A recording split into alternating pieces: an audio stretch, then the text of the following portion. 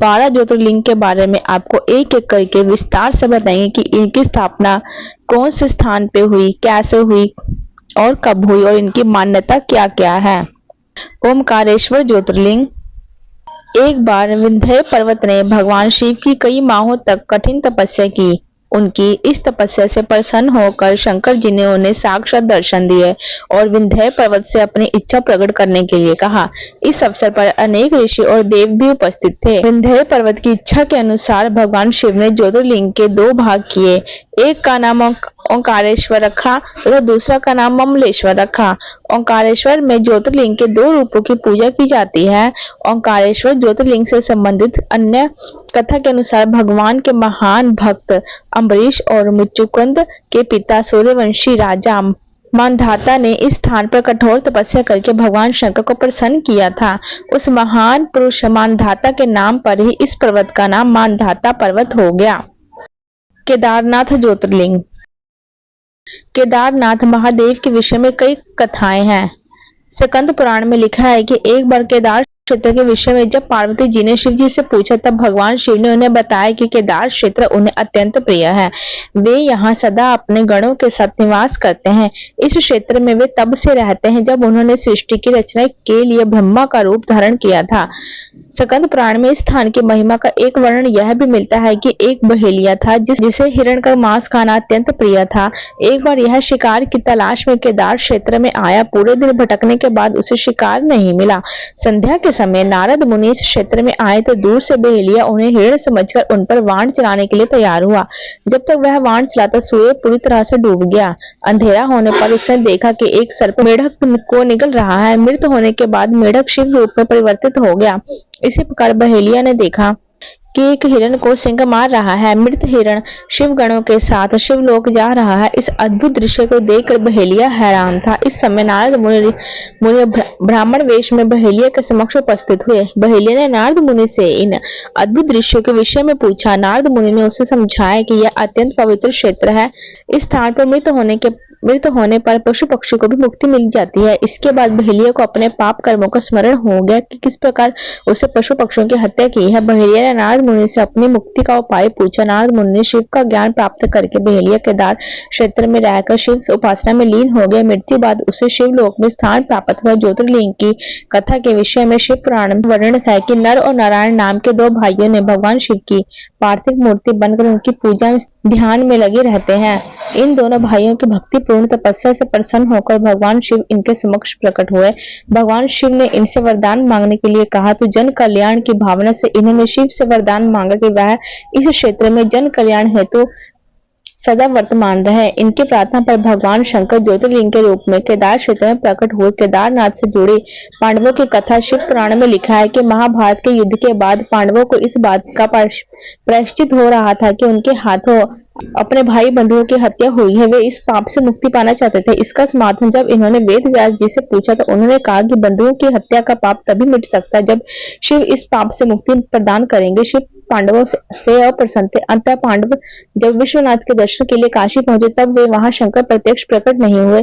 शिव को ढूंढते हुए तब पहुंचे पांडव केदारनाथ पहुंच के पांडवों को आया देख शिव ने भैंस का रूप धारण कर लिया और भैंस के झुंड में शामिल हो गए। शिव की पहचान करने के लिए भीम एक गुफा के मुख के पास पैर फैलाकर खड़ा हो गया। तब सभी भैंस उसके पैर के नीचे से होकर निकलने लगी, लेकिन भैंस बने शिव ने पैर के बीच से जाना अस्वीकार नहीं किया। इससे पांडवों ने शिव को पहचान लिया। इसके बाद शिव वहां भूमि में विलीन होने लगे। तब भैंस बने भगवान शंकर को भीम ने पीठ की तरह से पकड़ लिया और भगवान शंकर पांडवों की भक्ति एवं दृढ़ निश्चय को देखकर प्रकट हुए तथा उन्हें पापों से मुक्त कर दिया। इस स्थान पर आज भी द्रौपदी के साथ 5 पांडवों की पूजा होती है। यहाँ शिव की पूजा भैंस के पृष्ठ भाग के रूप में तभी से चली आ रही है। भीमाशंकर ज्योतिर्लिंग का नाम भीमाशंकर किस कारण से पड़ा, इस पर एक पौराणिक कथा प्रचलित है। कथा महाभारत काल की है। महाभारत का युद्ध पांडवों और कौरवों के मध्य हुआ था। इस युद्ध ने भारत में बड़े महान वीरों की क्षति हुई थी। दोनों ही पक्षों से अनेक महावीरों और सैनिकों को युद्ध में अपनी जान देनी पड़ी थी।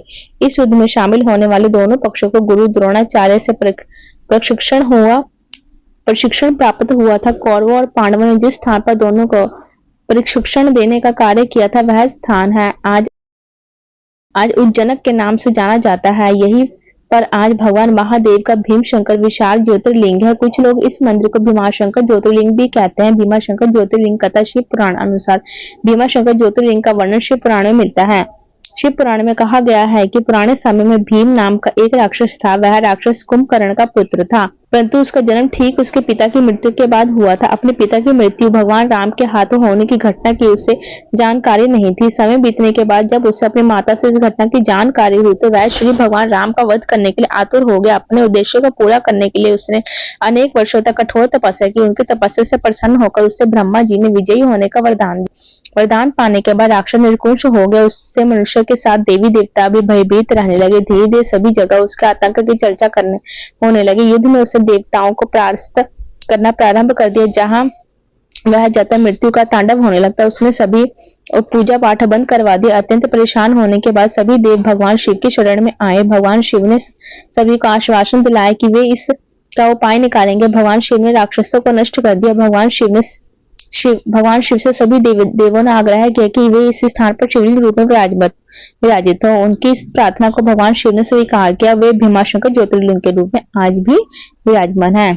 वैद्यनाथ ज्योतिर्लिंग पुरानी कथाओं के अनुसार यह ज्योतिर्लिंग लंकापति रावण द्वारा यहाँ लाया गया। इसकी एक बड़ी ही रोचक कथा है। रावण भगवान शंकर का परम भक्त था। शिव पुराण के अनुसार एक बार भगवान शिव को प्रसन्न करने के लिए रावण हिमालय पर्वत पर जाकर शिवलिंग की स्थापना करके कठोर तपस्या करने लगा। कई वर्षों तक तप करने के बाद भगवान शंकर प्रसन्न नहीं हुए। तब रावण ने शिव को प्रसन्न करने के लिए अपने सिर की आहुति देने का निश्चय किया। विधिवत पूजा करते हुए दशरथ रावण एक एक करके अपने 9 सिरों को काटकर शिवलिंग पर चढ़ाता गया। 10वां सिर काटने ही वाला था तब भगवान शिव वहां प्रकट हुए। रावण को वरदान मांगने के लिए कहा। तब रावण को जब इच्छित वरदान मिल गया तब उसने भगवान शिव से अनुरोध किया कि वह उन्हें अपने साथ लंका ले जाना चाहता है। शिव ने रावण से कहा कि वह उसके साथ नहीं जा सकते। वह चाहे तो शिवलिंग ले जा सकते हैं। भगवान शिव ने रावण को शिवलिंग ले जाने दिया तो जिसकी पूजा करते हुए उसने 9 सिरों की भेंट चढ़ाई थी। शिवलिंग को ले जाते समय शिव ने रावण से कहा कि इस ज्योतिर्लिंग को रास्ते में कहीं भी भूमि पर मत रखना, अन्यथा यह वहीं स्थापित हो जाएगा। भगवान विष्णु नहीं चाहते थे कि यह ज्योतिर्लिंग लंका पहुंचे। उन्होंने गंगा से रावण के पेट में समाने का अनुरोध किया। रावण के पेट में जैसे ही गंगा पहुंची रावण के अंदर मूत्र करने की इच्छा प्रबल होगी। वह सोचने लगा कि शिवलिंग को किसी को सौंपकर लघु शंका कर लें। तभी विष्णु भगवान एक ग्वाले के भेष में वहां प्रकट हुए। रावण ने उसे ग्वाले बालक को देकर उसे शिवलिंग सौंप दिया और जमीन पर ना रखने की हिदायत दी। रावण जब मूत्र करने लगा तो उसकी मूत्र की इच्छा समाप्त नहीं हो रही थी। ऐसे में रावण को काफी समय लग गया। वह बालक शिवलिंग को भूमि पर रखकर विलुप्त हो गया। रावण जब लौटकर आया तब लाख प्रयास करने के बावजूद शिवलिंग वहां से टस से मस नहीं हुआ। अंत में रावण को खाली हाथ लंका लौटना पड़ा। बाद में सभी देवताओं ने आकर इस ज्योतिर्लिंग की पूजा की और विधिवत रूप से स्थापित किया। त्र्यंबकेश्वर ज्योतिर्लिंग त्र्यंबकेश्वर ज्योतिर्लिंग के संबंध में एक पुरानी कथा प्रसिद्ध है कि कथा के अनुसार गौतम ऋषि ने यहाँ पर तप किया था। स्वयं पर लगे गौ हत्या के पाप से मुक्त होने के लिए गौतम ऋषि ने यहाँ कठोर तपस्या की और भगवान शिव से गंगा नदी को धरती पर लाने के लिए वर मांगा था। गंगा नदी के स्थान पर यहाँ दक्षिण दिशा की गंगा कही जाने वाली नदी गोदावरी का यही उसी समय उद्गम हुआ था। काशी विश्वनाथ ज्योतिर्लिंग की स्थापना का रहस्य। विश्वनाथ ज्योतिर्लिंग के संबंध में एक पौराणिक कथा प्रचलित है। बात उस समय की है जब भगवान शंकर पार्वती जी से विवाह करने के बाद कैलाश पर्वत पर ही आते थे, परंतु पार्वती जी को यह बात अखरती थी कि विवाह के बाद भी उन्हें अपने पिता के घर में ही रहना पड़े। इस दिन अपने मन की यह इच्छा देवी पार्वती जी ने भगवान शिव के सम्मुख रख दी। अपने प्रिय की यह बात सुनकर भगवान शिव कैलाश पर्वत को छोड़कर देवी पार्वती के साथ काशी नगरी में आकर रहने लगे और काशी नगरी में आने के बाद भगवान शिव यहाँ ज्योतिर्लिंग के रूप में स्थापित हो गए। तभी से काशी नगरी में विश्वनाथ ज्योतिर्लिंग भगवान शिव का निवास स्थान बन गया। सोमनाथ ज्योतिर्लिंग की एक पुरानी कथा प्रचलित है। कथा के अनुसार राजा दक्ष ने अपनी 27 कन्याओं के विवाह चंद्रदेव से किया था। 27 कन्याओं का पति बनकर देव बेहद खुश थे। सभी कन्या भी इसी विवाह से प्रसन्न थे। इन सभी कन्याओं में चंद्रदेव सबसे अधिक रोहिणी नामक कन्या पर मोहित थे। जब यह बात दक्ष को मालूम हुई तो उन्होंने चंद्रदेव को समझाया, लेकिन कोई लाभ नहीं हुआ। उनके समझाने का प्रभाव यह हुआ कि उनकी आसक्ति रोहिणी के प्रति और अधिक हो गई। यह जानने के बाद राजा दक्ष ने देव चंद्र को शाप दे दिया कि जाओ, आज से तुम क्षय रोग से मरीज हो जाओ। श्रापवश देव चंद्र क्षय रोग से पीड़ित हो गए। उनके सम्मान और प्रभाव में भी कमी हो गई। इस शाप से मुक्त होने के लिए वे भगवान ब्रह्मा की शरण में आए। इस शाप से मुक्ति का ब्रह्मदेव ने यह उपाय बताया कि जिस स्थान पर आप सोमनाथ मंदिर है उस स्थान पर आकर चंद्रदेव को भगवान शिव का तप करने के लिए कहा। भगवान ब्रह्मा जी के कहे अनुसार भगवान शिव की उपासना करने के बाद इस शाप से मुक्ति का ब्रह्मदेव ने यह उपाय बताया कि जिस जगह पर आप सोमनाथ मंदिर है उस स्थान पर आकर चंद्रदेव को भगवान शिव का तप करने के लिए कहा। भगवान ब्रह्मा जी के कहे अनुसार भगवान शिव की उपासना करने के बाद चंद्रदेव श्राप से मुक्त हो गए। उसी समय से यह मान्यता है कि भगवान चंद्र इस स्थान पर शिव तपस्या करने के लिए आए थे। तपस्या पूरी होने के बाद भगवान शिव ने चंद्रदेव से वर मांगने के लिए कहा। इस पर चंद्रदेव ने वर मांगा कि हे भगवान, आप मुझे इस श्राप से मुक्त कर दीजिए और मेरे सारे अपराध क्षमा कर दीजिए। इस श्राप को पूरी तरह से समाप्त करना भगवान शिव के लिए भी संभव नहीं था। मध्य का मार्ग निकाला गया कि एक माह में जो पक्ष होते हैं, एक शुक्ल पक्ष और कृष्ण पक्ष, एक पक्ष में उनका यह श्राप नहीं रहेगा, परंतु इस पक्ष में श्राप से ग्रस्त रहेंगे। शुक्ल पक्ष और कृष्ण पक्ष में वे एक पक्ष में बढ़ते हैं और दूसरे पक्ष में वो घटते जाते हैं। चंद्रदेव ने भगवान शिव की यह कृपा प्राप्त करने के लिए उन्हें धन्यवाद किया और उनकी स्तुति की। उसी समय से इस स्थान पर भगवान शिव की उपासना का प्रचलन आरंभ हुआ तथा भगवान शिव सोमनाथ मंदिर में आकर पूरे विश्व में विख्यात हो गए। देवता भी इस स्थान को नमन करते हैं। इस स्थान पर चंद्रदेव भी भगवान शिव के साथ स्थित हैं। बोलो सोमनाथ भगवान की जय। नागेश्वर ज्योतिर्लिंग। नागेश्वर ज्योतिर्लिंग के संबंध में एक कथा प्रसिद्ध है। कथा के अनुसार एक धर्म कर्म में विश्वास करने वाला व्यापारी था। भगवान शिव में उसकी अनन्य भक्ति थी। व्यापारिक कार्य में व्यस्त रहने के बाद भी वह जो समय बचता उसे आराधना पूजन ध्यान में लगाता था। उसकी इस भक्ति से एक दारुक नाम का एक राक्षस नाराज हो गया। राक्षस प्रवृत्ति का होने के कारण उसे भगवान शिव जरा भी अच्छे नहीं लगते थे। वह राक्षस सदा ही ऐसे अवसर की तलाश में रहता था वह किस तरह व्यापारी की भक्ति में बाधा पहुंचा सके। एक बार वह व्यापारी नौका से कहीं व्यापारिक कार्य से जा रहा था। उस राक्षस ने यह देख लिया। उसने अवसर पाकर नौका पर आक्रमण किया और नौका के यात्रियों को राजधानी में ले जाकर कैद कर लिया। कैद में भी व्यापारी नित्य क्रम से भगवान शिव की पूजा में लगा रहता था। बंदी गृह में व्यापारी शिव पूजन का समाचार जब उस राक्षस तक पहुंचा तो उसे बहुत बुरा लगा। वह क्रोध भाव व्यापारी के पास कारागार में पहुंचा।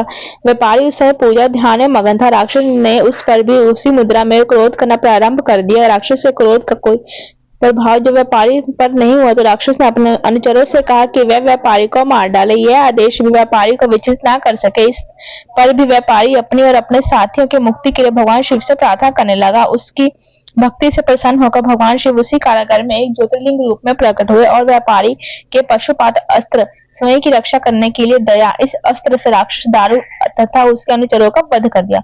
उसी समय से भगवान शिव के इस ज्योतिर्लिंग का नाम नागेश्वर के नाम से प्रसिद्ध हुआ। बोलो नागेश्वर भगवान की जय। रामेश्वर ज्योतिर्लिंग। रामेश्वर ज्योतिर्लिंग के विषय में पौराणिक कथा है कि भगवान श्री राम माता सीता को रावण की कैद से छुड़ाकर अयोध्या जा रहे थे। उसी समय उन्होंने मार्ग में गंधमदान पर्वत पर रुककर विश्राम किया। विश्राम करने के बाद उन्हें ज्ञात हुआ कि यहाँ पर ऋषि पुरुषोत्तम कुल का नाश करने का पाप लगा हुआ था। इस शाप से बचने के लिए उन्हें इस स्थान पर भगवान शिव का ज्योतिर्लिंग स्थापित कर पूजा करना चाहिए। यह जानने के बाद भगवान श्री राम ने हनुमान से अनुरोध किया कि वह कैलाश पर्वत पर जाकर शिवलिंग लेकर आए। भगवान राम के आदेश पाकर हनुमान कैलाश पर्वत पर गए परंतु उन्हें वहां भगवान शिव के दर्शन नहीं हुए। इस पर उन्होंने भगवान शिव का ध्यान पूर्वक जाप किया, जिसके बाद भगवान शिव ने प्रसन्न होकर उन्हें दर्शन दिया। हनुमान जी का उद्देश्य पूरा हुआ।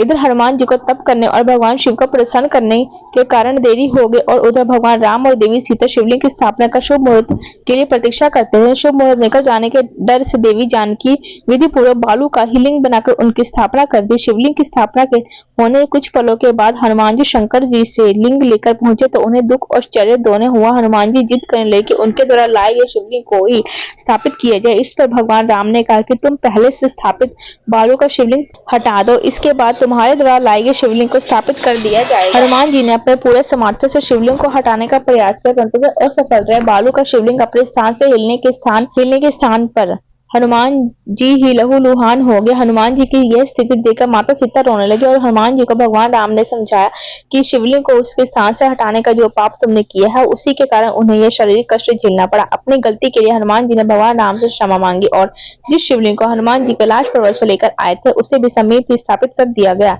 इस लिंग का नाम भगवान राम ने हनुमदीश्वर रखा।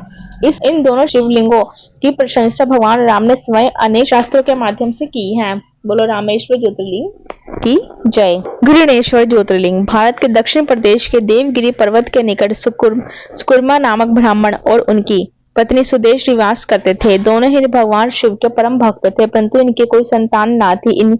इसी कारण ये बहुत दुखी रहते थे, जिस कारण उनकी पत्नी उन्हें दूसरी शादी के लिए आग्रह करती थी। अतः पत्नी के जोर देने सुकर्मा ने अपनी पत्नी की बहन घुष्मा के साथ विवाह कर लिया। घुष्मा भी भगवान के अनन्य भक्त थी। भगवान शिव की कृपा से उसे एक पुत्र की प्राप्ति हुई। पुत्र प्राप्ति से घुष्मा का मान बढ़ गया, परंतु इस कारण सुदेश को उससे ईर्ष्या होने लगी। जब पुत्र बड़ा हो गया तो उसका विवाह कर दिया गया। यह सब देखकर सुदेया के मन में और अधिक ईर्ष्या पैदा हो गई, जिसके कारण उसने पुत्र का अनिष्ट करने का ठान लिया।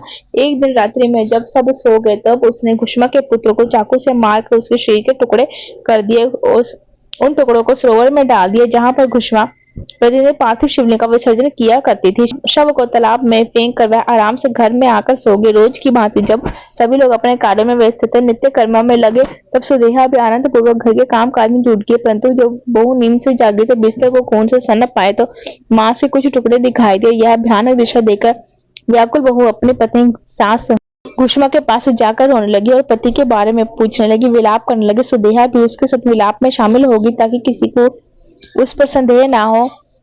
बहू के क्रंदन को सुनकर घुष्मा जरा भी दुखी नहीं हो और अपने नित्य पूजन व्रत में लगे रहे। सुधर्मा भी अपने नित्य पूजा कर्म में लगे रहे। दोनों पति भगवान का पूजन भक्ति भाव के साथ बिना किसी विघ्न चिंता करते रहे। अब पूजा समाप्त हुई। घुष्मा ने अपने पुत्र की रक्त से भीगी शैया को देखा। यह विभक्त दृश्य देख कर भी उसे किसी प्रकार का विलाप नहीं हुआ। उसने कहा कि जिसने मुझे पुत्र दिया है वही शिव उसकी रक्षा भी करेंगे। वह तो स्वयं कालों के काल महाकाल है, सत्य पुरुषों के आश्रय है, वही हमारे संरक्षक है। अतः चिंता करने से कुछ न होगा। इसी प्रकार से विचार कर उसे भगवान शिव को याद किया, धैर्य धारण कर शोक से मुक्त हो गए और प्रतिदिन की तरह शिव मंत्र ओम नमः शिवाय को उच्चारण करते हुए पार्थिव लिंगों को लेकर सरोवर के तट पर गई। जब उसने पार्थिव लिंगों को तालाब में प्रवाहित किया तो उसका पुत्र सरोवर के किनारे खड़ा हुआ दिखाई पड़ा। उसने पुत्र को देखकर घुष्मा प्रसन्नता से भर गई। इतने में भगवान शिव उसके सामने प्रकट हो गए। भगवान शिव घुष्मा की भक्ति से प्रसन्न हुए और वरदान मांगने के लिए कहा। भगवान ने कहा यदि वे चाहे तो उसकी बहन को त्रिशूल से मार डाले, परंतु घुष्मा ने श्रद्धा पूर्वक महेश्वर को प्रणाम करके कहा कि सुदेहा बड़ी बहन है, अतः आप उसकी रक्षा करें, उससे क्षमा करें। घुष्मा ने निवेदन किया कि मैं दुष्कर्म नहीं कर सकती और बुरा करने वालों की भलाई करना ही अच्छा माना जाता है।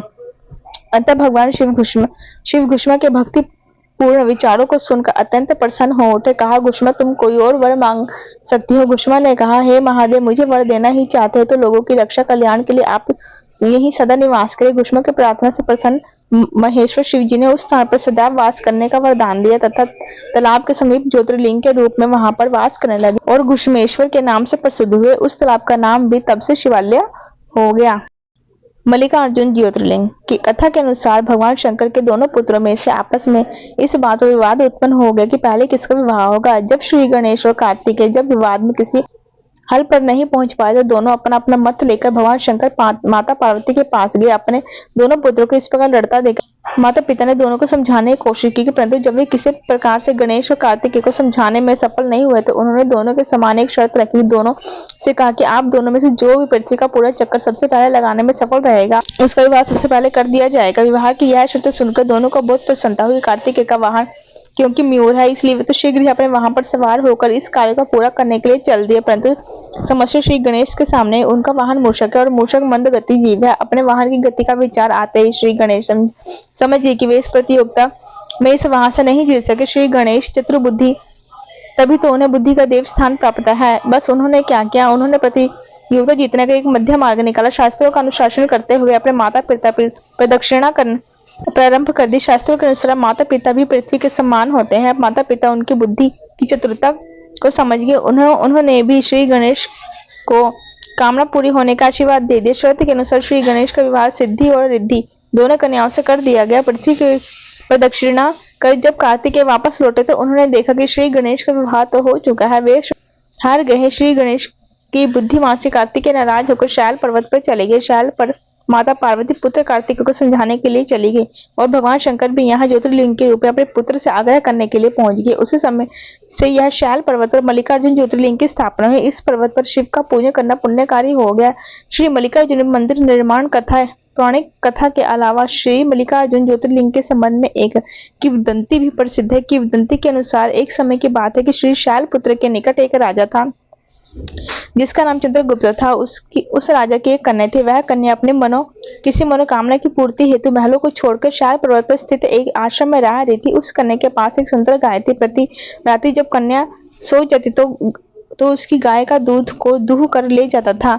एक रात्रि कन्या सोई नहीं, जाकर चोर को पकड़ने का प्रयास करने लगी। रात्रि हुई, चोर आए। कन्या चोर को पकड़ने के लिए उसके पीछे भागी तो कुछ दूरी पर जाने पर उसे केवल वहां शिवलिंग ही मिला। कन्या ने उसी समय उस शिवलिंग पर मल्लिकार्जुन मंदिर का निर्माण कार्य कराया।